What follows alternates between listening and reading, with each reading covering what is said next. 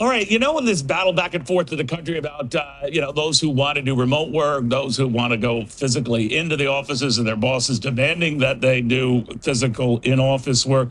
Well, in San Francisco, you right now have the U.S. Health and Human Services Department telling federal workers there, because of all the crime you have to deal with, go ahead and stay home, work from home, see how that goes. And a lot of them are taking them up on the offer. Tracy McCray is the San Francisco Police Officers Association president. What do you think of that, Tracy? Well, I didn't know the federal government was so generous with their work policies. So I guess everybody else, you just have to suffer the pain of wading through, open air drug markets and criminals selling drugs. So go work for the federal government. You get to work from home forever. Is it that bad, Tracy, as you see it? I mean, and what's going on now? I can understand a lot of people being anxious about it. Should more businesses consider something like that? Is it that bad? I mean, it is bad. You have the federal building, which has federal police protection. You have us. Now you have the California Highway Patrol coming in. And, I think it was correct what the president of Gump said, the tyranny of the minority. So you have a few who are just terrorizing everyone and making everyone else deal with the problem. You can look at different cities and prosecutors and treatment of those who commit crimes.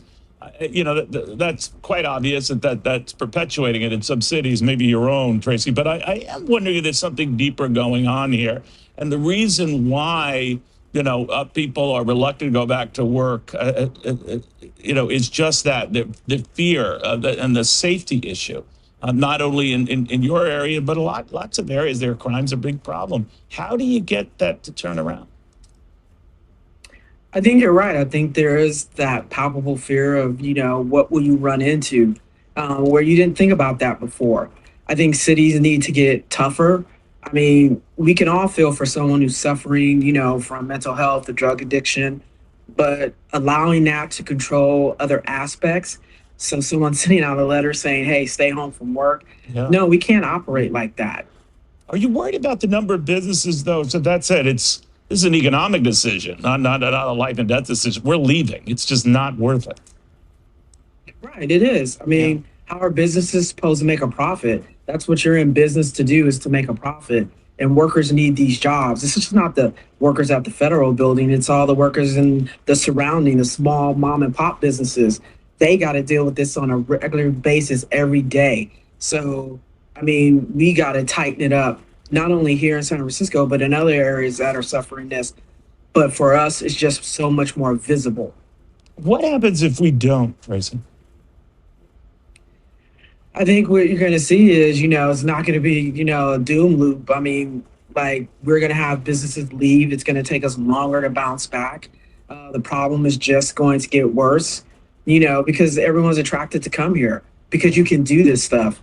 And we need to put our foot down. We were parents. We wouldn't be allowing our kids to do this. My mom would never allow me to do anything remotely as dangerous as that and just get away with it. And we're just allowing. Incredible. Tracy, thank you for taking the time to speak wisdom here. Tracy McCray, San Francisco Police Officers Association president. And the craziness goes on. Everybody can't stop.